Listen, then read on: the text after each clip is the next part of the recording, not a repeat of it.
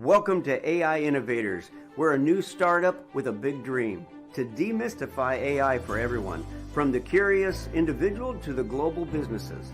But here's the deal. We need you to make this dream a reality. So we're opening up our doors to interns, and no, that does not mean you have to be young to join us. So what do we value? We value your passion for AI and the unique skills that you can bring to the table. Are you a whiz at video editing with AI? Maybe you're the social media guru that we've been searching for. Or perhaps you've got a knack for creating compelling blogs and articles using AI and your brain. And if you're always on the hunt for the latest AI, then you're probably that researcher we need. But there's more.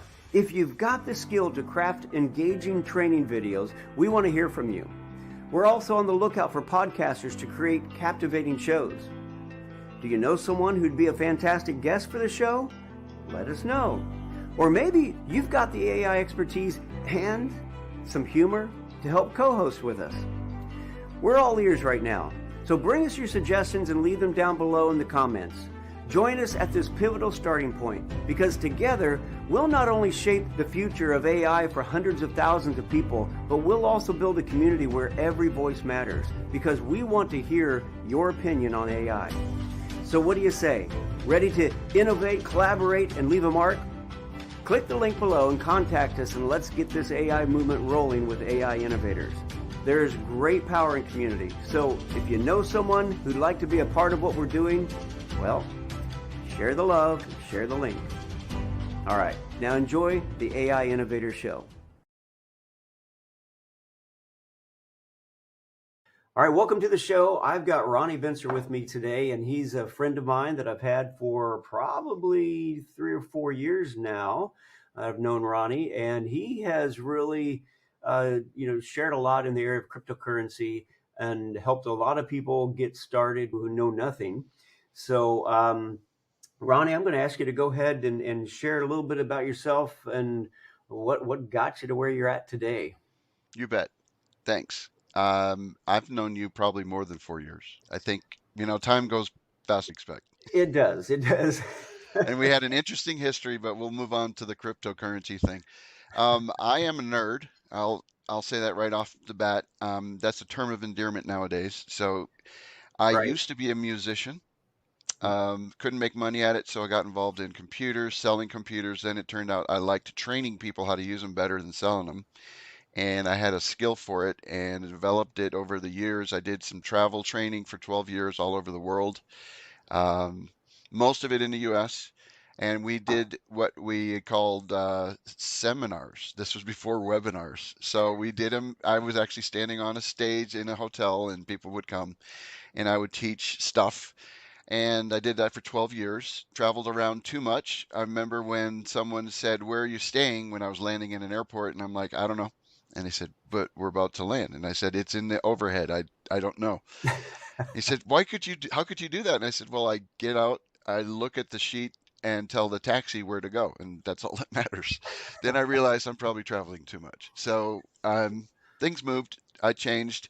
I turned into more of a day trader. I actually did computer day trading with futures, um, NASDAQ, oil, and the S&P 500. And then eventually I lost enough money that I decided I needed to move on to something else.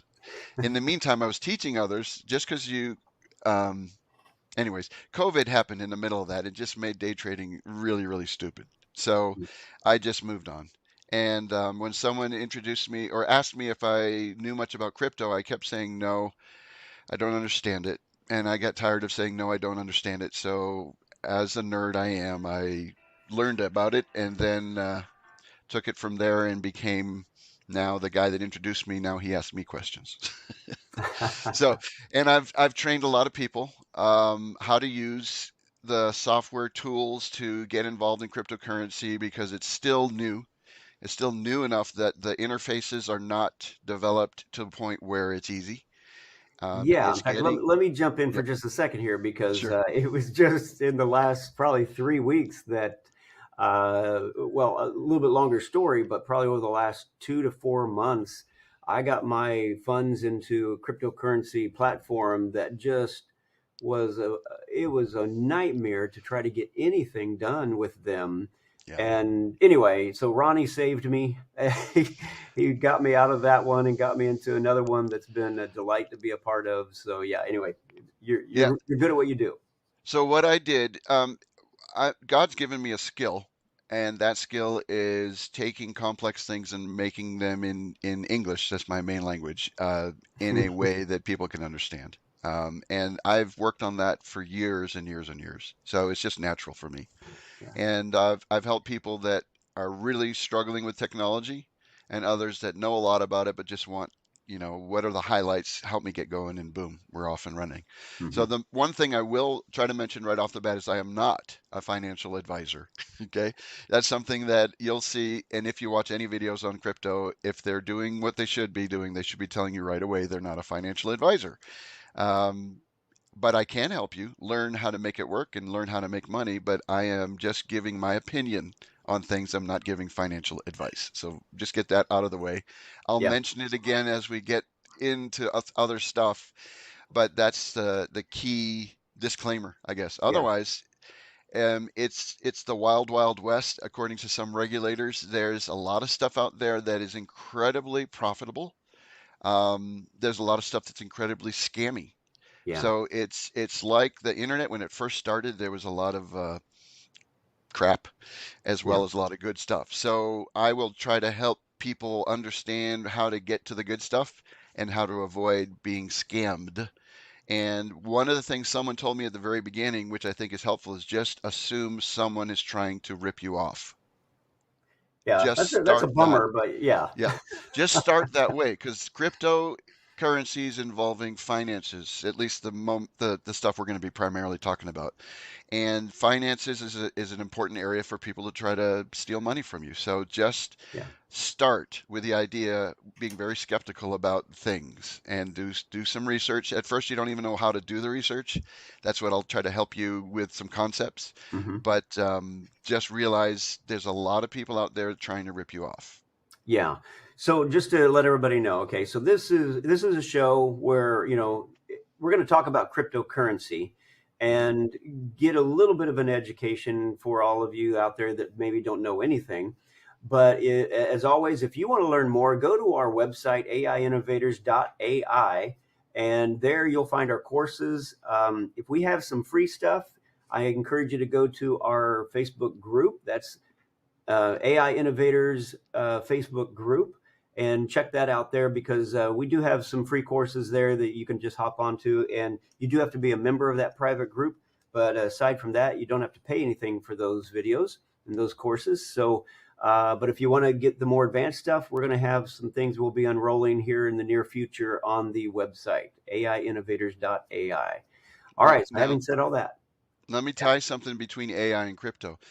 okay, When we're doing things online with finances, 80%, at least that's what it was with day trading, 80% of the activity is done by bots or robots or artificial intelligence. So you as a person are entering the field where AI rules. And so as a result, some of the ideas I'll give you are based on patterns that the AI recognizes and will try to take advantage of, but we can also outthink it at times, at least at the beginning.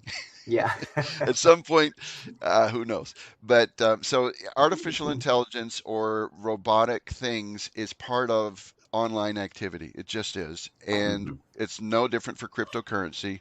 What's probably different for cryptocurrency is the potential for incredible gains of finances because it's new. The disadvantage is because it's new, there's a lot of scammers yeah, and there's a lot of very volatile information. It'll change. We saw something, I don't know, it was probably last week, that in 4 minutes worldwide, the market dropped, boom. Just 4 minutes it was done because the computers are sitting waiting for certain things to happen, and when they happen, boom, they go. So it's not people, mm, it's computers responding to certain things, and that's where the artificial intelligence comes in. So just part of the game. But sometimes that 4 minutes that goes one way can be 4 minutes going the right way, and so that's one of the advantages. And so we'll talk. Well, I don't know how deep we can get into it, but there's ways to manage your risk because that's what we're doing is we're risking things and then we get to manage that. And that's part of proper trading or Yeah. using the Okay. internet. Well, let's start here, Ronnie. Yep, Why would anybody want to get involved in cryptocurrency if they're not already involved? sure. And I'm going to rephrase that question a little. It's like, what is it? And then Okay. Okay. talk about why you'd want to be involved in it. In my mind, cryptocurrency has two main components. One is and I'm going to start throwing out some of the terminology that you're going to hear because it's just part of it. Actually, all cryptocurrency runs on a system behind the scenes called the blockchain, BLOCK chain. And if you think of it as a bunch of little railroad cars, when one of them gets filled up with information, it's now full, and then they roll another car and they stick it together. That's one block. And when you get another block added to it, you have a chain of blocks. And every time one of these boxes gets filled, railroad car boxes, they add another one. And then they close that box. They close the doors. They don't let anything else in. So in order to close a door and to verify that everything's okay inside of it, there's a bunch of mathematical calculations. It's all done very secretly and privately and cryptographically, meaning it's hidden or it's nerdy. Hmm. And then, but once they close the doors, that block is stuck. It's not going to change. And the word that's used is immutable. It's not allowed to change. It's immutable. So you'll hear the concept occasionally of immutable blockchain, and that's sort of redundant, but that's what it is. So just think of that as the train going down the tracks, and little by little, you keep adding more and more train cars that are full of stuff, moving the information around. That information is secured. It's not changeable, meaning immutable. And because of that, it's very valuable and information is the future, or we're already in it. Information age, we're already in it. So let's talk about what the blockchain is in crypto. Crypto is a way to move, like a train, moving currency or value throughout the internet. So if you think about what email did, you are moving words, you're communicating, you're using the internet to move text from place to place. The next level, which sometimes is called Web 3, is the cryptocurrency world where we're moving value around. So instead of just sending a message to someone, you can actually send money or what's called value.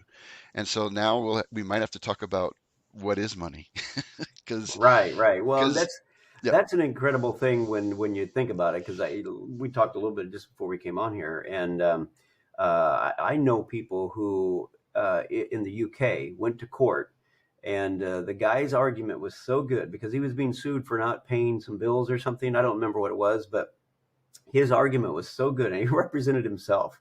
He Mhm. basically convinced the court and the judge that our whole money system is a hoax. A Ponzi And scheme. Yeah. yeah, yeah, and it's like everybody, he was like he convinced everybody, but it's Mhm. like the judge had to rule against him simply because to rule for him would totally undermine this system that we all believe in. Right. Yeah. So let's talk about that for a moment. There's a term you'll hear in the crypto world or cryptocurrency world that's called fiat, FIAT. And when they talk about fiat, think of it as your country's money. So by declaration, they say this $1 bill, if we're in the United States, is valuable, more valuable than just ink on paper. And it's based on the full faith and trust in, it used to be the government and backed by gold, but it's not anymore. It hasn't been for many years. So it's basically faith and trust of the government to honor value represented by a dollar. Hmm. Hmm. Okay. And for those that are really into this, they might consider it not being valid. Right. And I'm not going to argue with that, but it's what we use. And Yeah. so the cryptocurrency, some people, many people, when I mention to them I'm involved in crypto, they'll say, "That's that real?" I was like, "Real? What do you mean real?" "Yes, it's real as this dollar is." I said, "Why?" And I said, "Because people trust it. Yeah. That's what it is." Well, And it's the same thing with like NFTs and so forth. I never understood the NFTs really, but Yeah. there were people paying tens of thousands of dollars for little pictures. Why? Yeah. Because people agreed they were worth that much, therefore Hmm. they paid that much. And Right. that's kind of what we do with our own system. We believe that $1 bill piece of paper is worth $1, and a Right. $100 bill is worth 100, and we just Right. simply agreed to it because in reality, it's just a piece of paper with some ink on it. Yeah. Now that piece of paper with ink on it has a uniqueness to it. Every single bill has a serial number, and that serial number is different than the other bill. So this is to help people translate and understand how could this stuff work. If you take the serial number off, now it's just numbers. And if you think of those numbers getting stuck in that little train car, now Mm-hmm. there's a bunch of them in there, and then when it's full, it moves on and they start filling up another train car. And when someone says, "Did this serial number get used properly?" And the answer is yes, because they wouldn't have closed the door properly if it wasn't, because they Mm-hmm. have a thing called, here's another term, a consensus mechanism. This is nerdy stuff, but in order to close the door on the train car, you have to agree that everything in there was accurate. So what they do in a another term, decentralized way, is they have many different computers and algorithms and things verify that all the little serial numbers that are in that car are legitimate and they've only been used once, they've never been used again or before. And so then they close the doors and it's now immutable. It cannot be changed. So again, I'm trying to bring some of the Yeah, yeah, terminology, no, this is good. build the concepts bit by bit. Yep. Yeah, this is good. Okay, Okay, so fiat money is what we are used to. Is it, do you think our primary audience is going to be in the US, Gil? primary, yeah. Yep. Okay, we'll just, um, the reason Use it why as an is, example, yeah, we'll primary. use this as the example. So the US dollar bill is bit by bit. When you use your bank account, most likely nowadays, you can send money um, via a bill pay thing. In other words, you're not even really sending a dollar bill or a bunch of dollar bills. You're paying your utility bill maybe on a regular basis to this place, Mm-hmm. and because the amount might change every month, you will have to go in and change what the amount is. But then you hit a button and it's done. So that is, in essence, an electronic transfer of funds from your account to the utility company. That is the concept of moving money around electronically. We've been doing it for a while. You just Right. didn't call it anything special than, electronic Electronic fund transfer. transfer. Right.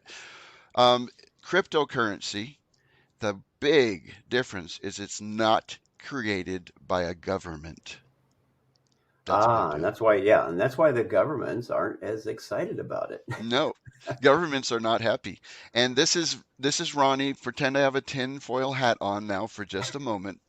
Um, the more I've studied about monetary systems around the world, the more I've become more of a conspiracy person. It's just what happened. So I would say, from my experience, that the government is run by rich people, Hmm. and rich people pay for people to be elected, but they're just sort of the face, and behind the scenes, the bankers run the government. That's just my opinion, based on my opinion. So, and with that said, what happens here is when the government can control the regulation of the financial system, that in an essence is the people running the government behind the scenes are controlling everything because they have the money to do it.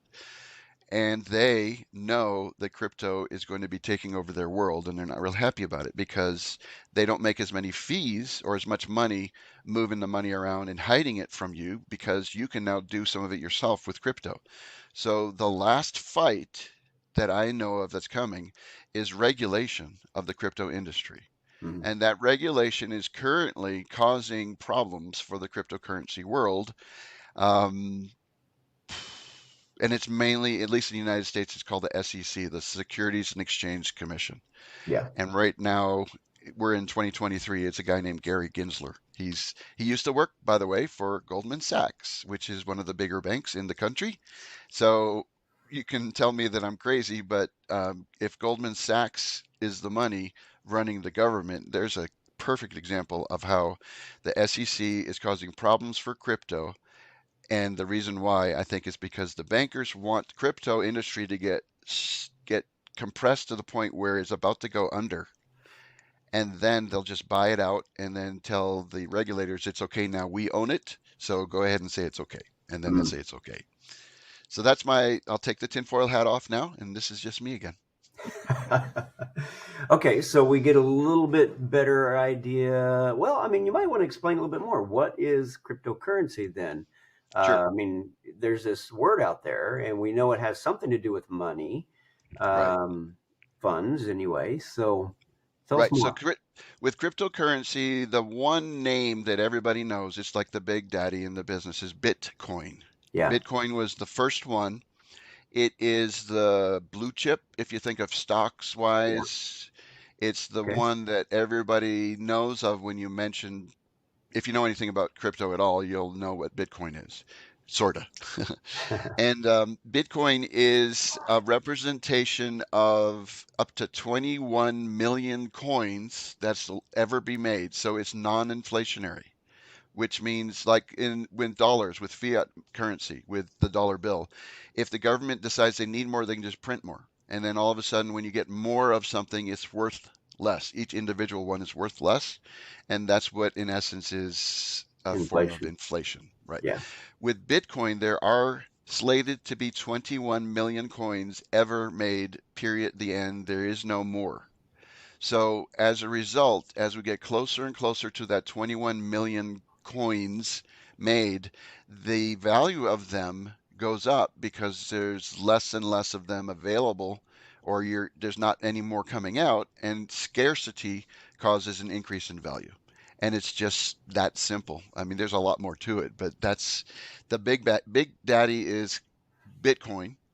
There's enough other ones that they've come up with a name for them. They call them altcoins, which stands for alternative to Bitcoin coins.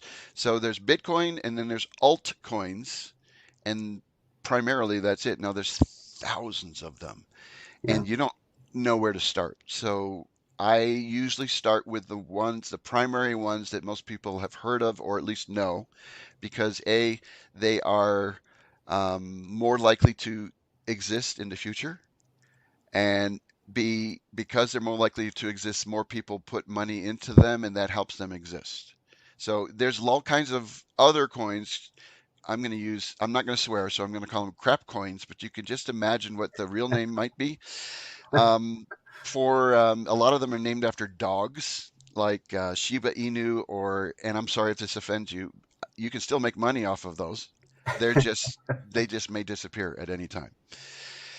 Got it. So, and again, I'm not a financial advisor, but there's certain ones that I like over other ones, and the primary reason that I like them is they have a use case. They're not just speculation. Now, a lot of stuff is just speculation, meaning we think something's going to go up in value, so we buy it because someone else is going to buy it for more than what we bought it for. And at some point, that game has to end, and it'll turn around and go all the way down. But the ones I'm interested in, they will do this up and down thing based on the the market. But in the long run, they have a purpose other than just gambling, which is what a lot of these coins are when you're just speculating. So I will focus what is the purpose of the coin, which ties into what's called a blockchain. What's its purpose for putting stuff in these boxcars and moving them along the track? Why? Why does it exist? If it has no reason, then I don't care if you use it or not. Just realize you're gambling. And if that's okay, that's okay. Yeah. Okay. So there's these different types of cryptocurrency then.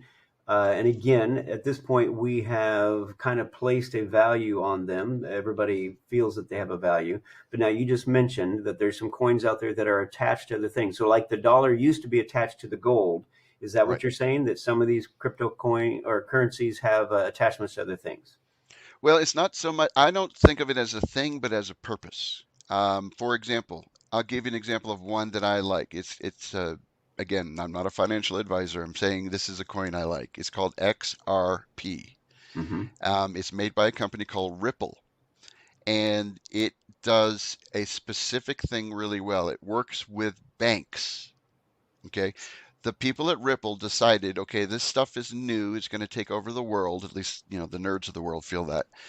And so you can approach it two ways. One, with Bitcoin, you could say, away with the governments, away with this. We hate them. We just want to be totally on our own and we don't care about government. That's one way to approach things. The other is what Ripple did, the company that is behind XRP. They said, we're going to work within the existing system.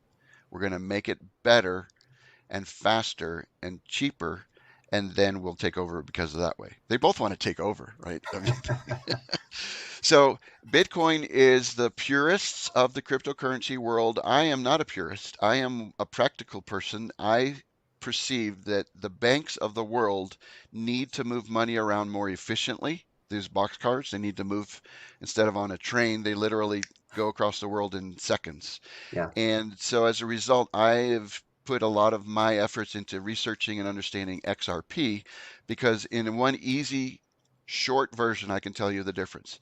When I send an international wire with my bank, it goes from my bank to a correspondent bank in New York City, probably Chase Manhattan, something like that. And then it goes from there to another country's main bank, like a central bank. And then from that central bank of that country goes to the recipient's bank. And along these ways, there's little stops where the correspondent banks hold the money for a period of time. And you might say, why do they hold it? Well, because they make money of it just sitting there. They make interest. And we're talking hundreds of millions of dollars every day of interest that's being made. So this is a lot of money. When crypto gets involved, I can send it from me to my end person without the banks being involved at all. They don't like that. So that's a problem for the banks. But at the same time, the banks understand that if they don't get onto the crypto train and get involved with it, they're going to get run over by somebody else because it is A, cheaper to move around, and B, more efficient, and C, has zero errors. Remember immutability? Yeah. Somebody can't go in and start messing with it and then cause a problem because it's immutable. And that takes what takes right now, international wires take between 3 to 5 business days. That's Right. not days. That means business days Yeah. to get from one point to the other. In the crypto world with XRP, it takes 3 to 5 seconds and it's done. And it's not just moved, it's fully settled. For those that are involved in the accounting world, Yeah. that means it's even faster than what you would expect because it's not just money moved and then the accountants have to figure out where to put it. It's settled from the beginning to the end in 3 to 5 seconds. It's done. So, just a quick question to throw in here. Something like World Remit or Remitly. I don't know if you're familiar with those, but I'm not. they move money. It's what I use to send money to Africa.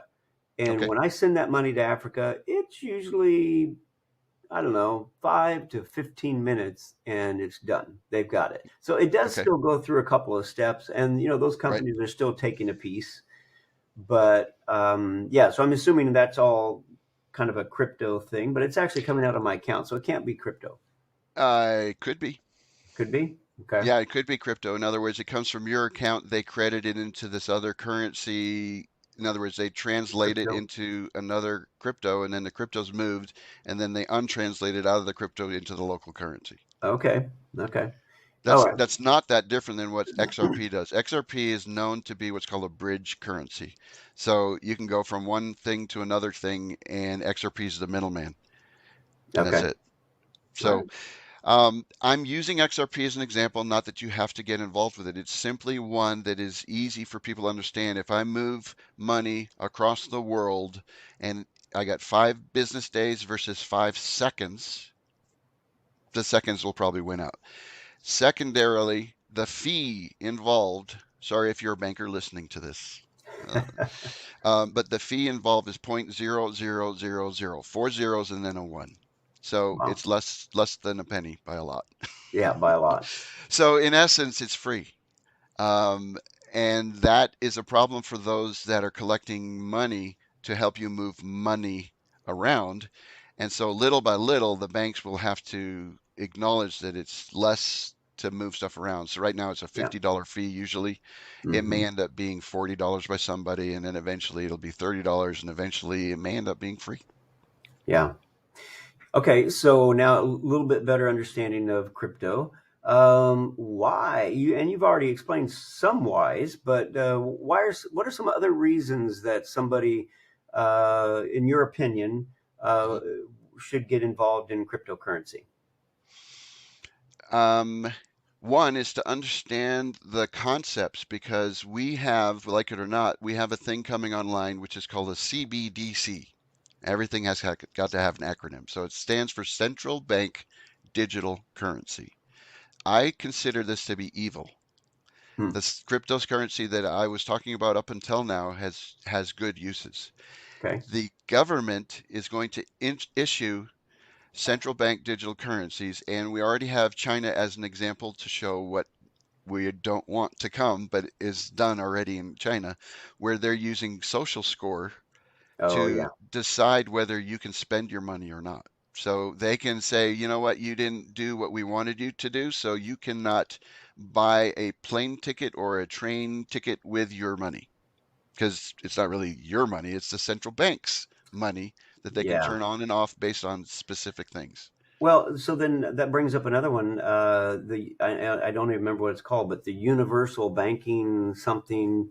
And I wish I'd got some notes on it, but I think it's Llama or one of them that is creating a system where in order to actually do the transaction or to get online, you have to literally find one of their systems and you look into it and it's going to do a retinal scan and that's how it Uh, identifies that that's it's called one of the WorldCoin.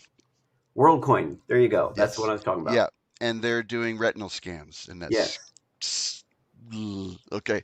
I'm not a fan of that, but things and it's also based on age. The older you are, the more likely you are not to want to get involved. When you're younger, it's like you've already used to giving up all your information on the internet, so yeah, it's just one more thing.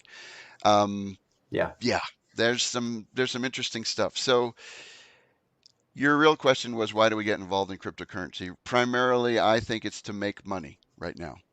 It's new enough. You can invest in it. You can hold it for the long term. If you were to buy Bitcoin years ago, you're already a multimillionaire potentially. So the stuff when it comes out has like the XRP coin at this moment, which is August 30th, 2023. I hope it's okay to say the date, but there it is. You can edit that out if it's a problem. Well, hey, it's when we recorded, so it's all Yeah. good. So the amount of value given to XRP right now is somewhere between 50 to 60 cents. I'm not a financial advisor, but I'm expecting within a year or less that it'd be more than $100, if not closer to $500 or more for each coin. Now that's Um, massive. Massive increase. Yeah. So, and one reason why I encourage people to look at altcoins is they have the potential to go up massively compared to Bitcoin, but Bitcoin is no slouch. It'll go up 100% in a year or more. And in regular finances, that's a phenomenal return. When you're looking at normally like a 7 to 10% return, and someone can say you're going to probably get 100%, that's pretty darn good. What I'm talking about is 5,000% returns, things like that. Not as a financial advisor, just from my research, this is what it tells me that that is part of our future if we're in early enough, which we are right now, is early enough to be get involved in buying and holding crypto. Now, the way you buy it, the way you hold it, that's a whole nother thing. And that's again where probably we'll do a course on that and you can help people get onto some of these that you Right. know like you did with me because it was really helpful and Yeah. because I don't know that much about crypto but I do sense that I should be involved in it to some degree. Definitely Right. not putting all my eggs in that basket, but I'm putting Yeah. some of them in there. Yeah, I do have a financial advisor. I've been bugging him about this for a while, and he finally decided to buy some. And he says he's treating it like a very risky asset, which I'm fine with that. But he just said he got tired of hearing me tell him he should do it, and how come I can't do it? And that's part of regulation. I can't do it with my regular accounts, but they're getting closer and closer to my regular account. Let's say I use Schwab or Fidelity or something like that. They are they're doing it. They're moving that way. They know it's coming. Yeah, But they at the same time is two-faced. They're fighting it in the public, and in the background they're preparing for it at the same time. So yeah. it's a speak with forked Two-edged tongue. sword. Yeah. Or yeah, never mind. Um, Yeah. okay, so what else you got for us?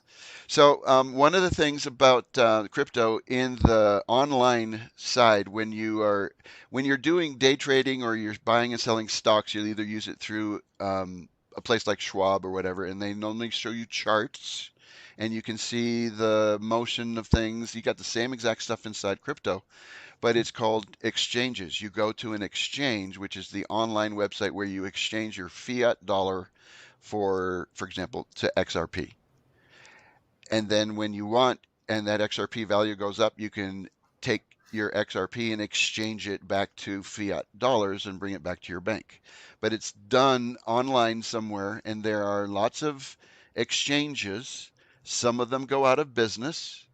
And so, one of the things I help people do once they get involved in it is how do you pull the stuff off of the exchange? Because you're no longer exchanging it, you're just waiting. You don't want to sit there waiting with it on the exchange. It's not a great idea because that exchange may go under. We don't know. It may go under in various ways. The regulators of the country may say, we don't like you anymore, so you need to shut down.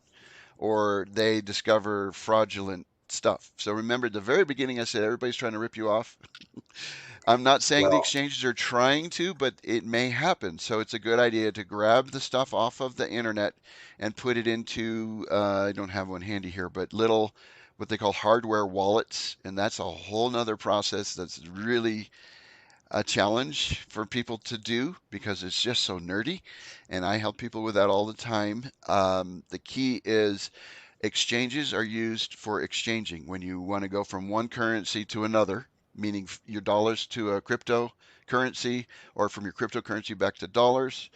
And then once you've done that, it's a good idea to pull it off of that exchange. It's like keeping your money in your home in a little hardware USB wallet, drive. which I put actually, it's like a thumb drive, and I put it in my fireproof safe. Yeah, it is definitely different. It's different. Yep. So So advantage with crypto is you have the ability to do anything you want with it. The disadvantage is no one's covering your back. So mm, if you make a mistake, you own it. yeah, Okay? So it's like, well, I thought you would guarantee if I send it to the wrong place that I only lose $50 of it. Well, no, not anymore. no. In fact, in It's the gone. process of you helping me get out of one and into another, Mhm. we did, like $5 at a Yeah, time we to do begin we do with. test transfers. We test to make sure the addresses are correct and everything's fine, and then if it is, then get the stuff you're expecting, then we send the Yeah, remainder. because otherwise, if you accidentally send it and it doesn't go, it can literally just be gone in It's gone. cyberspace, and you Yep, never you see can it again. send it to me. I'll take it. But just it's just one of those things that we, along with rights, we have a lot more rights with the crypto. We have a responsibility of being able to take care of it. And if you don't know what you are responsible for, it can be quite a shocker, especially when we're in the coddled world right now of so many things being addressed to for customer service.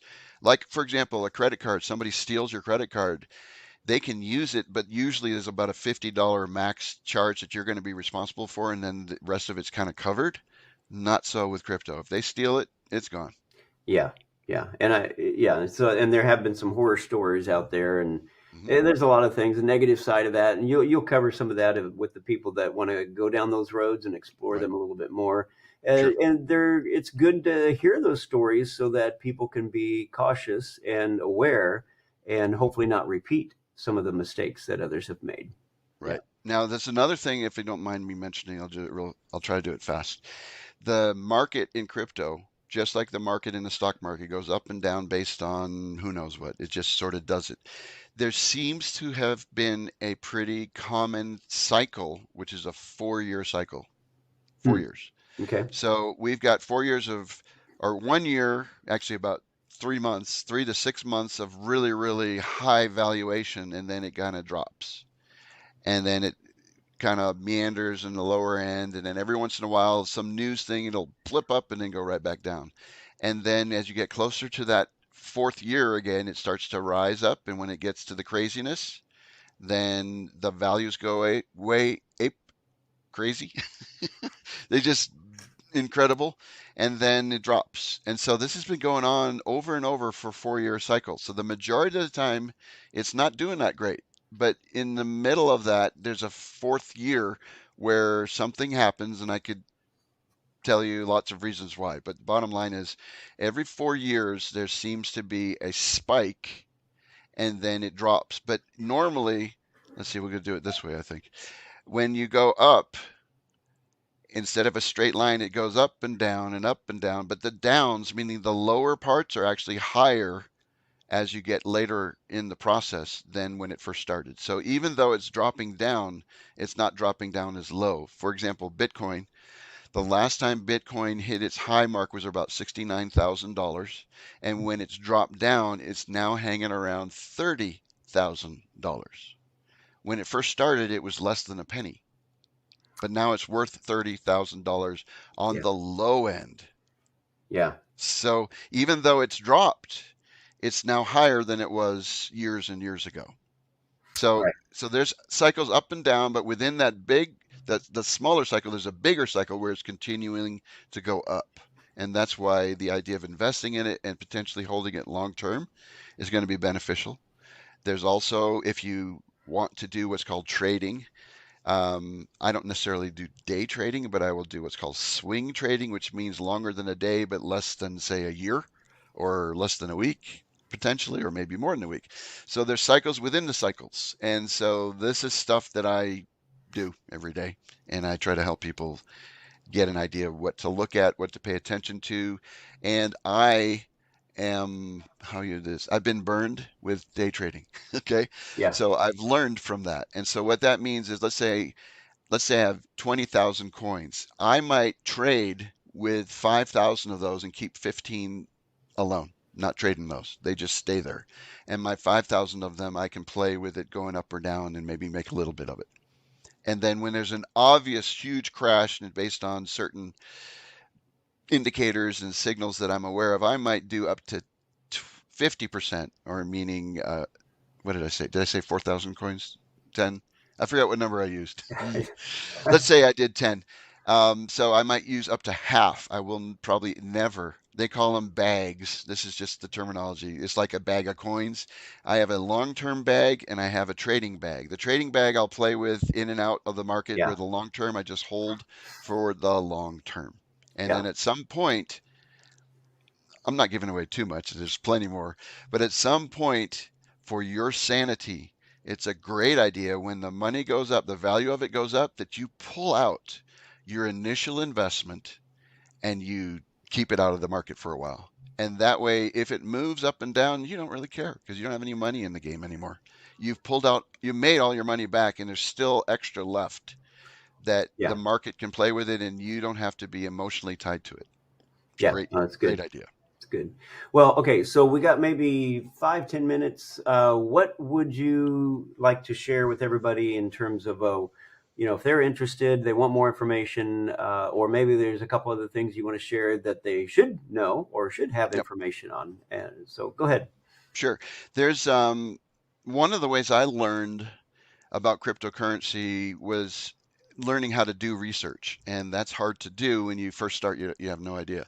So I've gathered enough places to know where to go do my research, and some of that, believe it or not, is still done on YouTube, because there's people out there just constantly giving information about the market. There's some that publish videos 3 to 5 times a day. Wow. Others do it just once a day, or others maybe just once a week. So I have weeded through the, what's the nice word? Shysters.